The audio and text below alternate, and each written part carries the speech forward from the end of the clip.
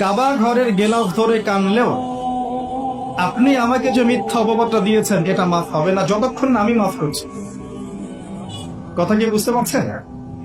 মনে করেন আপনি আমাকে মিথ্যা একটা অপবাদ দিয়েছেন এবং ধুয়ে রেখে দিয়েছেন একদম মিথ্যা অপবাদ দিয়ে। যতক্ষণ আমি আপনাকে মাফ না করছি, কাবা ঘরে গিয়ে গেলাফ ধরে কান্নাকাটি করলো, এই পাপ মাফ হবে না ইনশাআল্লাহ। এই অবস্থায় মৌত হলে কি হবে? পরকালে দেখবেন আমি দাঁড়িয়ে আছি আপনার জন্য। আপনার হিসাব হচ্ছে, হিসাব শেষ। আপনি সালাত, সাওম, হজ জাকাতে নেকি নিয়ে উঠেছেন, কিন্তু দেখছেন আমি দাঁড়িয়ে আছি, আমার মতো আরো 10 জন দাঁড়িয়ে আছে।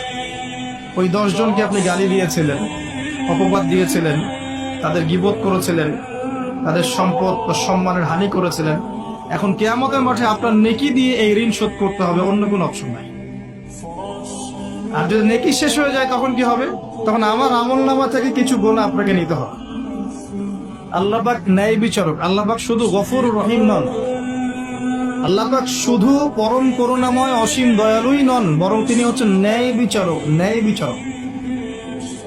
একজন ধর্ষক যদি বলে যে আল্লাহ পাক তো গফুর রহিম, আল্লাহ আমাকে মাফ করে দিতে পারে, তাহলে যাকে ধর্ষণ করলো সে তার উপর জুলুম হবে না? আল্লাহ পাক ধর্ষককে মাফ করে দেন, তাহলে যাকে ধর্ষণ করা হয়েছে ওর প্রতি জুলুম হবে না? কথা বুঝতে পারছেন না? মনে করেন আপনি নাউজুবিল্লাহ কারো সম্পদ আত্মসাৎ করেছেন, এখন আল্লাহ যদি আপনাকে মাফ করে দেন, তাহলে এই যে যার সম্পদ আপনি আত্মসাৎ করেছেন এর উপরে জুলুম করা হচ্ছে না?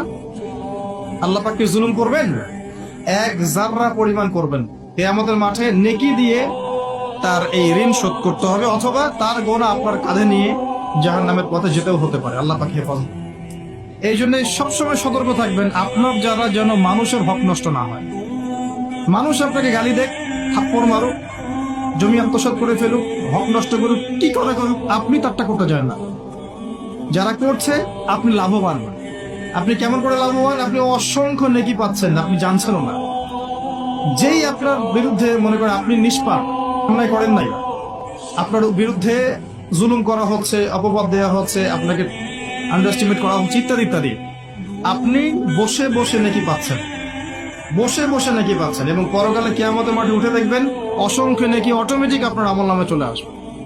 তখন তারা আফসোস করবে, দুনিয়াতে এই কাজগুলো না করে ভালো কিছু করলে ভালো হতো। যাই হোক, মানুষের সাথে জড়িত পাপ আল্লাহর কাছে মাফ হবে না।